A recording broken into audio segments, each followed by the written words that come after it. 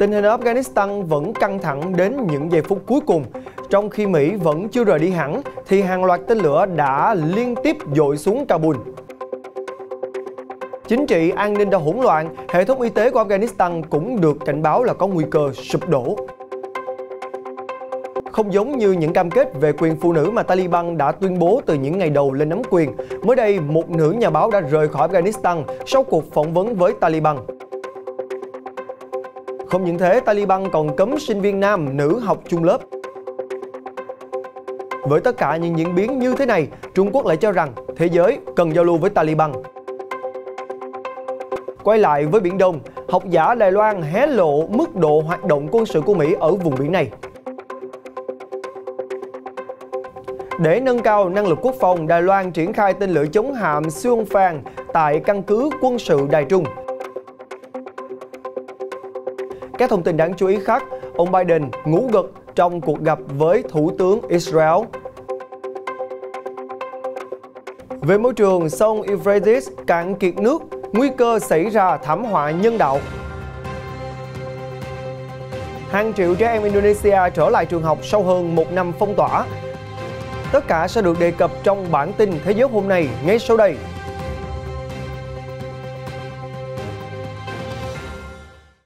Chào quý vị đã cùng quay trở lại với FBNC Thế giới hôm nay. Mở đầu sẽ là thông tin vào ngày 30 tháng 8 vừa qua, thì tên lửa lại tiếp tục dội xuống Kabul trong bối cảnh Mỹ đang chạy đua với thời gian để hoàn thành việc rút quân khỏi Afghanistan và kế hoạch sơ tán. Một quan chức cho biết rằng có tới 5 quả tên lửa bắn vào sân bay quốc tế Kabul từ sáng sớm, nhưng đều đã bị hệ thống phòng thủ tên lửa đánh chặn. Vào ngày 29 tháng 8, Mỹ đã không kích bằng máy bay không người lái nhằm vào một kẻ đánh bom liều chết trên xe ô tô đang có ý định tấn công sân bay Kabul. Ngay sau đó, tên lửa đã liên tiếp dội xuống Kabul. Có đến 5 quả tên lửa bắn vào sân bay quốc tế Kabul từ sáng sớm, nhưng đều đã bị hệ thống phòng thủ tên lửa đánh chặn. Không rõ hệ thống phòng thủ có hạ được hết số tên lửa này hay không. Các báo cáo ban đầu chưa cho thấy lực lượng Mỹ có thương vong nào. Ngày càng có nhiều lo ngại rằng các tay súng nhà nước Hồi giáo IS sẽ tiếp tục tấn công vào sân bay Kabul trong giai đoạn sơ tán cuối cùng của lực lượng Mỹ. Vụ đánh bom liều chết trước đó vào hôm 26 tháng 8 đã khiến cho nhiều người Afghanistan và 13 thành viên quân đội Mỹ thiệt mạng. Theo hãng tin Reuters, cùng ngày 30 tháng 8, một ngày trước khi đến thời hạn cho việc sơ tán khỏi Afghanistan của Mỹ và các đồng minh, nhiều máy bay quân sự được nhìn thấy đã gấp rút rời khỏi sân bay Kabul. Theo kế hoạch, sau khi sơ tán khoảng 114.400 người, bao gồm công dân nước ngoài và những người tị nạn Afghanistan đủ điều kiện, lực lượng Mỹ cùng các đồng minh sẽ hoàn thành việc rút quân của họ vào hôm nay, 31 tháng 8, như theo những gì đã thỏa thuận với Taliban. Kể từ cuối tuần trước, số lượng lính Mỹ tại sân bay Kabul đã giảm xuống 4.000 người khi các chiến dịch sơ tán được triển khai gấp rút hơn trong bối cảnh tình hình an ninh trong khu vực trở nên bất ổn vì các vụ tấn công bằng bom của tổ chức nhà nước Hồi giáo tự xưng IS hôm 26 tháng 8, khiến hơn 100 người Afghanistan và 13 lính Mỹ thiệt mạng. Trong khi đó, vào hôm qua 30 tháng 8, nhiều quả rocket vẫn tiếp tục tấn công sân bay quốc tế Hamid Karzai ở Kabul, buộc quân đội Mỹ phải kích hoạt hệ thống phòng thủ SIRAM để đánh chặn. Theo truyền thông địa phương, nhiều quả rocket này được phóng từ một xe ô tô ở Khekhana, phía tây thủ đô Kabul. Hiện vẫn chưa có cá nhân hay tổ chức nào đứng ra nhận trách nhiệm thực hiện vụ việc này. Trao đổi với Reuters, thì đại diện tổ chức bác sĩ không biên giới đã lên tiếng cảnh báo rằng hệ thống y tế của Afghanistan đang trên bờ vực sụp đổ khi các nhà tài trợ nước ngoài liên tục tuyên bố đình chỉ cung cấp các khoản tài chính cho quốc gia này. Bác sĩ không biên giới, được gọi là Médecins Sans Frontières, từ lâu đã có mặt tại Afghanistan cũng như các khu vực xung đột khác trên thế giới, nơi mà họ hoạt động dựa trên cơ sở trung lập về chính trị. Hệ thống y tế tồi tàn và lạc hậu ở Afghanistan được hỗ trợ từ viện trợ nước ngoài, chủ yếu là Ngân hàng Thế giới, EU và một số nhà tài trợ khác. Thế nhưng đến nay, nhiều tổ chức đã đưa ra quyết định đóng băng các quỹ tài chính dành cho Afghanistan, và một trong những rủi ro lớn đối với hệ thống y tế ở đây là có nguy cơ sụp đổ vì thiếu viện trợ.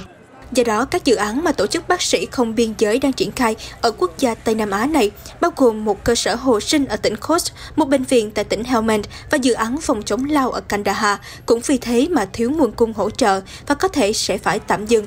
Tuy nhiên, chia sẻ với truyền thông, ông Rabiro khẳng định rằng bác sĩ không biên giới vẫn ở lại Afghanistan và tích cực trao đổi với Taliban trong nhiều năm để duy trì các hoạt động của mình. Bên cạnh đó, ông Ribeiro cũng bày tỏ hy vọng rằng khó khăn về nguồn cung viện trợ tài chính quốc tế cho Afghanistan sẽ sớm được khắc phục để bác sĩ không biên giới có thể tiếp tục các nỗ lực nhằm cung cấp dịch vụ chăm sóc sức khỏe đến với tất cả người dân Afghanistan. Thưa quý vị, truyền thông địa phương đã đưa tin cô Beheshta Orhan, nhà báo nữ đầu tiên thực hiện cuộc phỏng vấn trực tiếp đại diện cấp cao Taliban trên truyền hình, đã rời khỏi Afghanistan nhằm bảo đảm sự an toàn cho chính bản thân mình. Cuộc phỏng vấn giữa nữ nhà báo Beheshta Orhan và đại diện cấp cao Taliban trên kênh truyền hình Solo News hôm 17 tháng 8, 2 ngày sau khi Taliban giành quyền kiểm soát Kabul, đã tạo nên một tiếng vang và thu hút toàn thế giới. Đây cũng được đánh giá là một cuộc phỏng vấn mang tính lịch sử Afghanistan, khi người ngồi đối diện Taliban là một nữ dẫn chương trình. Thế nhưng chỉ một tuần sau đó, để đảm bảo tính mạng của bản thân, cô Orhan quyết định lên chuyến bay sơ tán của Qatar rời Afghanistan cùng một số thành viên trong gia đình vào hôm 24 tháng 8. Chia sẻ với truyền thông, nữ nhà báo bộc bạch, "Tôi buộc phải chọn rời khỏi đất nước như hàng triệu người khác. Tôi sợ Taliban." Cô Beheshta Orhan, 24 tuổi, nuôi ước mơ trở thành một nhà báo khi học lớp 9. Sau khi hoàn thành chương trình cử nhân tại Đại học Kabul, cô Orhan làm việc cho một số hãng thông tấn và đài truyền hình. Cô bắt đầu gắn bó với Solo News vào đầu năm nay.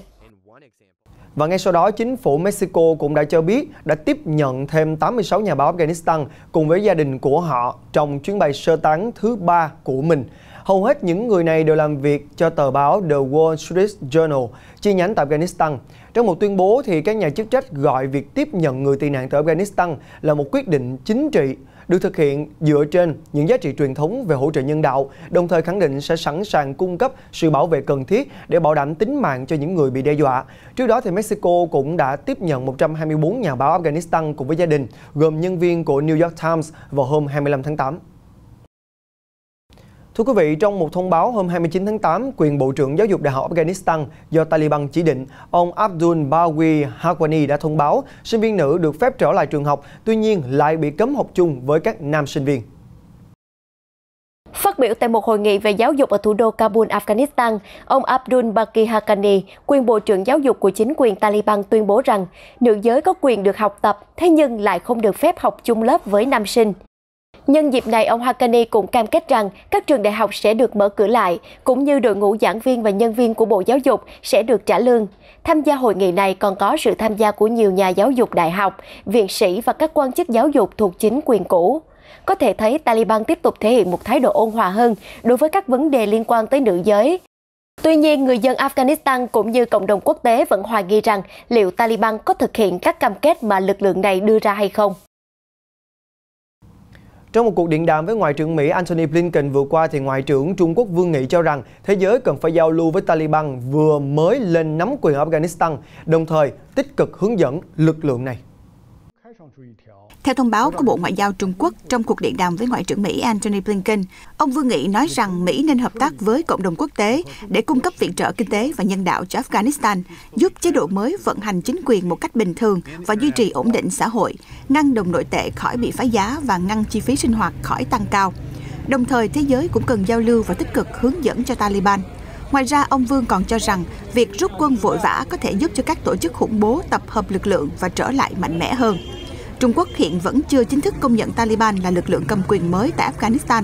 Tuy nhiên, Ngoại trưởng Trung Quốc Vương Nghị vào tháng 7 đã đón tiếp giáo sĩ Hồi giáo Barada, Cục trưởng Cục Chính trị của Taliban, và đã tuyên bố rằng thế giới nên hướng dẫn và ủng hộ Afghanistan trong quá trình chuyển tiếp sang một chính quyền mới thay vì gây áp lực lên nước này. Vào ngày 30 tháng 8 vừa qua, Ngoại trưởng Đức Heiko Maas đã nói với các nhà báo rằng Uzbekistan sẵn sàng mở cửa biên giới cho những người Afghanistan muốn chạy trốn khỏi sự cai trị của Taliban. Và cũng theo ông Maas, thì Đức cũng đã sơ tán thêm hàng chục nghìn người ở Afghanistan, trong đó thì có cả công dân Đức, các nhà hoạt động nhân quyền và nhà báo. Ông Maas đang có chuyến công du tới Thổ Nhĩ Kỳ, Uzbekistan, Tajikistan, Pakistan và Qatar để cùng với những nước này tìm ra giải pháp tốt nhất để sơ tán người dân ở Afghanistan. Thưa quý vị, trong một cuộc thăm dò dư luận mới đây của hãng Realmeter, thì kết quả đã cho thấy gần 70% người dân Hàn Quốc ủng hộ kế hoạch cấp thị thực lưu trú dài hạn cho công dân Afghanistan đến quốc gia này. Cuộc khảo sát được hãng Geometer thực hiện hôm 27 tháng 8, thăm dò ý kiến của 500 người Hàn Quốc từ 18 tuổi trở lên. Kết quả cho thấy có tới gần 70% số người tham gia tán thành kế hoạch cấp thị thực lưu trú dài hạn cho những người Afghanistan vừa sơ tán đến Hàn Quốc vào tuần trước, cũng như cho phép họ làm việc tại quốc gia này. Trong khi đó, gần 30% phản đối việc cấp thị thực.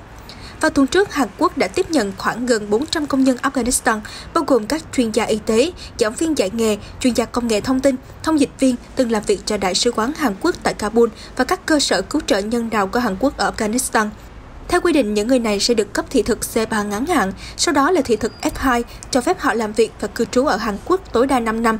Cuối cùng, họ có cơ hội nộp đơn xin thị thực thường trú F5.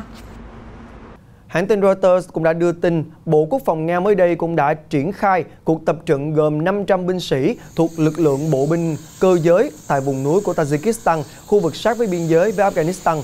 Dẫn lời từ giới chức Nga thì tất cả số lượng quân nhân tham gia cuộc tập trận lần này đều đến từ căn cứ quân sự của Nga ở Tajikistan. Đây là cuộc tập trận thứ 3 mà Nga thực hiện gần biên giới Afghanistan trong tháng 8, khi quốc gia Tây Nam Á này đang bị chìm sâu vào vòng xoáy bất ổn an ninh. Theo kế hoạch, thì một khối an ninh do Nga dẫn đầu sẽ tổ chức một cuộc tập trận khác tại Kyrgyzstan vào tháng tới. Thưa quý vị, mới đây, Viện Nghiên cứu Quốc phòng và An ninh Đài Loan INDSR đã công bố một bản phân tích thời gian thực về an ninh quốc phòng. Trong đó có một đoạn đề cập đến ý nghĩa chiến lược của vùng biển phía Tây Nam Đài Loan và eo biển Ba Si. Trong đó thì chuyên gia quân sự của INDSR cũng đã cho rằng góc Tây Nam của vùng nhận dạng phòng không của Đài Loan là một trong những khu vực hoạt động chính của quân đội Mỹ ở Biển Đông. Ông nói thêm rằng Mỹ đã thực hiện các chuyến đi bất thường, các cuộc tập trận quân sự định kỳ và các nhiệm vụ trinh sát ở khu vực 2 tuyến một vành đai trên vùng biển này. Trong báo cáo có tiêu đề Hoạt động quân sự của Mỹ ở Biển Đông, chuyên gia quân sự của Viện Nghiên cứu Quốc phòng và An ninh Đài Loan INDSR Hwang Sung-sting cho rằng góc Tây Nam của vùng nhận dạng phòng không ADIZ của Đài Loan là một trong những khu vực hoạt động chính của quân đội Mỹ. Đồng thời, ông Hwang nói thêm, Mỹ đã có nhiều hoạt động hàng hải bất thường, các cuộc tập trận quân sự định kỳ và các nhiệm vụ trinh sát ở khu vực 2 tuyến một vành đai trên Biển Đông. Ông đã định nghĩa tuyến đầu tiên là trải dài từ lưu vực Tai Sinan đến lưu vực cửa sông Châu Giang và đến quần đảo Hoàng Sa cũng như tận lưu vực Choang Đông Nan. Tuyến thứ hai trải dài từ bãi cạn Đài Loan đến Sáng Đầu ở tỉnh Quảng Đông Trung Quốc. Trong khi đó, vành đai kéo dài qua đảo Verdi, khu vực xung quanh bãi cạn Scarborough và vùng biển phía bắc của quần đảo Trường Sa. Chuyên gia này lưu ý rằng quân đội Mỹ đã điều động các máy bay tác chiến chống tàu ngầm, cảnh báo sớm và giám sát dọc tuyến kể từ khi căng thẳng Mỹ-Trung gia tăng vào tháng 6 năm ngoái. Ngoài ra, máy bay trinh sát, máy bay chống tàu ngầm và máy bay cảnh báo sớm đã thực hiện các nhiệm vụ ở khu vực Bắc Biển Đông để phát hiện tàu ngầm Trung Quốc, mở đường cho tàu quân sự Mỹ theo dõi máy bay quân sự Trung Quốc đi vào góc Tây Nam ADIZ của Đài Loan. Ông Khoan cho biết, máy bay Mỹ đã bay gần 87 km từ Sáng Đầu để theo dõi các hoạt động quân sự gần đó của Trung Quốc, chẳng hạn như hoạt động tại căn cứ hải quân của Quân đội Giải phóng Nhân dân PLA trên đảo Stonecutters ở Hồng Kông và tại căn cứ hải quân đảo Sichuan của Trung Quốc. Từ đó, ông Khoan nhấn mạnh, để ngăn chặn sự mở rộng của PLA ở Biển Đông, quân đội Mỹ phải tăng cường khả năng răn đe trong khu vực bằng cách tiếp tục các hoạt động 2 tuyến một vành đai. Thưa quý vị, để nâng cao năng lực quốc phòng thì mới đây Đài Loan cũng đã triển khai tên lửa chống hạm Xiongfeng 3 tại một căn cứ mới được xây dựng ở Đài Trung, nơi có nhiều đơn vị hải quân. Đài Loan cũng đã tăng cường sản xuất nhiều hệ thống vũ khí nội địa trong năm nay, và trong đó thì Xiongfeng 3 và tên lửa đất đối không Skybow 3 là hai trong số những cái tên nổi bật nhất. Theo báo UDN, Hải quân Đài Loan đã xây dựng một căn cứ tên lửa lớn gần Đài Trung và đặt khẩu đội tên lửa chống hạm thứ hai của nhóm tên lửa chống hạm Hải Phong và đơn vị hỗ trợ tại đó. Gần đây, Hải quân Hòn Đảo cũng triển khai một số tên lửa Xiongfeng 3 tới căn cứ để tăng cường khả năng phòng thủ bờ biển. Đài Loan đã tăng cường sản xuất nhiều hệ thống vũ khí nội địa của mình trong năm nay, bao gồm Xiongfeng 3 và tên lửa đất đối không Skybow 3. Nhà lãnh đạo Thái Anh Văn đã chỉ thị cho Viện Khoa học và Công nghệ Chung San quốc gia làm như vậy để đạt được mục tiêu về an ninh quốc gia vào tháng 2 năm sau. Xiongfeng 3 là tên lửa siêu thanh có khả năng tấn công các mục tiêu trên bộ. Nó có một đầu đạn có khả năng xuyên giáp và có thể được triển khai trên các tàu hải quân cũng như các xe kéo di động. Tầm bắn của Xiongfeng 3 rơi vào khoảng 120 km.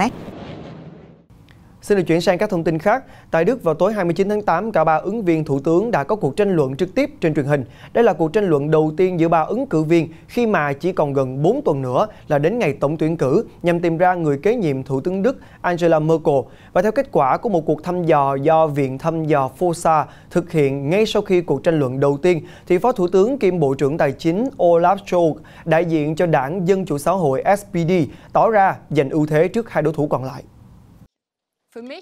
Trong cuộc tranh luận trực tiếp trên sóng truyền hình, ba ứng cử viên của chức thủ tướng Đức gồm Chủ tịch Đảng Liên minh Dân chủ Cơ đốc giáo CDU, đồng thời là thủ hiến bang Nordrhein-Westfalen, ông Armin Laschet, đại diện cho Liên minh Dân chủ Xã hội Cơ đốc giáo CDU-CSU, Phó Thủ tướng kiêm Bộ trưởng Tài chính Olaf Scholz, đại diện cho Đảng Dân chủ Xã hội SPD và Chủ tịch Đảng Xanh là bà Annalena Baerbock.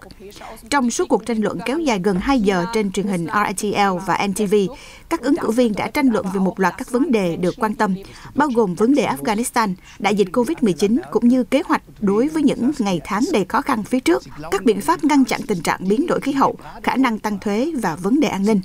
Trong quá trình tranh luận, ông Laschet tỏ ra là ứng cử viên năng nổ nhất, trong khi ứng cử viên Scholz lại là người kiệm lời nhất. Theo kết quả một cuộc thăm dò do Viện Forsa thực hiện ngay sau cuộc tranh luận đầu tiên, ứng cử viên SPD đã giành ưu thế trước hai đối thủ còn lại. Cụ thể, có 36% số ý kiến ủng hộ ông Scholz trở thành người kế nhiệm thủ tướng Merkel, trong khi bà Baerbock đứng thứ hai với 30% số ý kiến ủng hộ và ông Laschet đứng cuối với 25% số ý kiến ủng hộ. Sau khi bị hoãn một ngày do vụ đánh bom ở Kabul vừa qua, thì cuộc gặp giữa Tổng thống Mỹ Joe Biden và Thủ tướng Israel Bennett đã được tổ chức nhằm thiết lập lại quan hệ Mỹ-Israel và thu hẹp khác biệt trong cách đối phó với vấn đề hạt nhân Iran. Mọi việc lẽ ra đã rất suôn sẻ nếu như mạng xã hội không chia sẻ đoạn video cho rằng ông Biden ngủ gật trong cuộc gặp này. Và theo Reuters thì các video được phát tán trên mạng đều đã qua cắt ghép, và phiên bản dài hơn của các video ghi lại cuộc đối thoại cho thấy ông nói chuyện và tương tác với ông Bennett trong suốt các video. Phân đoạn ngắn được chia sẻ trên mạng xã hội bắt đầu ở khoảng 12 phút 42 khi Thủ tướng Israel phát biểu và Tổng thống Mỹ tiếp tục nói ở khoảng 13 phút 14, nhưng đoạn này đã bị cắt. Vấn đề sức khỏe của Tổng thống Joe Biden đã nhiều lần được chú ý và gây tranh cãi. Gần đây nhất đầu tháng 8, mạng xã hội xôn xao khi một hình ảnh được lan truyền cho thấy ông không làm theo chỉ dẫn của mật vụ mà trực tiếp dẫm lên bãi cỏ tại Nhà Trắng. Hôm qua ngày 30 tháng 8, hàng triệu trẻ em Indonesia đã vô cùng háo hức khi trở lại lớp học, được gặp gỡ bạn bè thầy cô sau hơn 1 năm rưỡi các trường học bị đóng cửa vì đại dịch Covid-19. Trong một tuyên bố, Thống đốc Jakarta, Indonesia, Anies Baswedan cho biết các trường học ở Jakarta và Trung Java đã bắt đầu mở cửa giảng dạy trở lại từ thứ Hai tuần này, 30 tháng 8. Tuy nhiên, giới chức địa phương phải đảm bảo sức chứa tại mỗi lớp học là 50% và thời gian học giới hạn từ 60 đến 175 phút mỗi tuần. Quyết định trên được đưa ra trong bối cảnh 85% giáo viên đã được tiêm chủng đầy đủ và số ca mắc Covid-19 tại khu vực giảm mạnh đáng kể. Jakarta trong 24 giờ qua ghi nhận 474 ca nhiễm mới, thấp hơn rất nhiều so với 14.600 ca hôm 12 tháng 7. Như vậy, sau hơn 1 năm rưỡi học từ xa, 45 triệu trẻ em ở Jakarta và Trung Java đã được trở lại trường học. Trước khi mở cửa trở lại, giáo viên và các bậc phụ huynh đã họp trực tuyến để thống nhất đảm bảo các biện pháp an toàn cho các em như lắp đặt chậu rửa trước mỗi lớp, cùng với đó là nước rửa tay khử khuẩn. Giới chức Nhật Bản mới đây cho biết rằng cũng đã đình chỉ sử dụng thêm 1 triệu liều vaccine ngừa Covid-19 của hãng Moderna sau khi nhận được thông báo rằng nhiều lô vaccine khác cũng có chứa tạp chất lạ. Theo hãng tin Reuters, trung tâm tiêm chủng tại hai tỉnh Okinawa và Gunma hôm 29 tháng 8 đã phát hiện tạp chất lạ trong các lọ vaccine ngừa Covid-19 của hãng Moderna. Nhật Bản ngay sau đó đã ra lệnh đình chỉ thêm 1 triệu liều vaccine Moderna. Chỉ mới vài ngày trước, quốc gia này cũng đã ngừng sử dụng 3 lô vaccine Moderna gồm hơn 1,6 triệu liều vì lý do tương tự, đồng thời ghi nhận 2 người đàn ông tử vong sau khi tiêm vaccine thuộc lô vaccine này. Như vậy, đến nay, Nhật Bản đã đình chỉ sử dụng tổng cộng hơn 2,6 triệu liều vaccine Moderna. Hiện chính phủ Nhật Bản chưa đưa ra nguyên nhân cái chết của 2 nạn nhân. Chuyển sang một thông tin đáng chú ý về môi trường. Sông Euphrates là con sông dài nhất ở Syria, vốn là nguồn cung cấp nước chính đối với hoạt động nông nghiệp trong khu vực. Nhưng đáng buồn thay, con sông này giờ đây đã cạn nước, khiến cho cây cối bị khô héo và người dân nơi đây không còn lấy một giọt nước uống. Các nhóm viện trợ nhân đạo và chuyên gia về môi trường đã cảnh báo về nguy cơ xảy ra thảm họa nhân đạo ở miền đông bắc Syria, nơi dòng chảy của sông Euphrates ngày càng bị thu hẹp, khiến cho những tổn thất nặng nề sau một thập kỷ xảy ra xung đột tại đây đang ngày một trầm trọng hơn. Sông Euphrates dài khoảng 2.800 km chảy qua Thổ Nhĩ Kỳ, Syria và Iraq. Con sông này cung cấp nước cho 3 đập thủy điện phục vụ điện và nước uống cho hàng triệu người. Tuy nhiên, trong tháng 8 vừa qua, lòng sông đã bị thu hẹp, làm giảm mực nước tại các hồ chứa và các nhà máy thủy điện, có nguy cơ phải ngừng hoạt động. Kể từ đó, khoảng 5 triệu người dân Syria đã bị mất điện và không có nước sinh hoạt. Tại đập Tishreen, nơi đầu tiên của sông Euphrates đổ vào bên trong lãnh thổ Syria, mực nước giảm đáng báo động, xuống mức chưa từng thấy kể từ khi đập này được hoàn thiện vào năm 1999. Kể từ tháng 1, mực nước ở đập Tishreen đã giảm 5 mét và hiện chỉ cách mực nước chết vài chục cm. Nếu tiếp tục giảm xuống dưới mực nước chết, các tua bin sản xuất điện sẽ ngừng hoạt động hoàn toàn.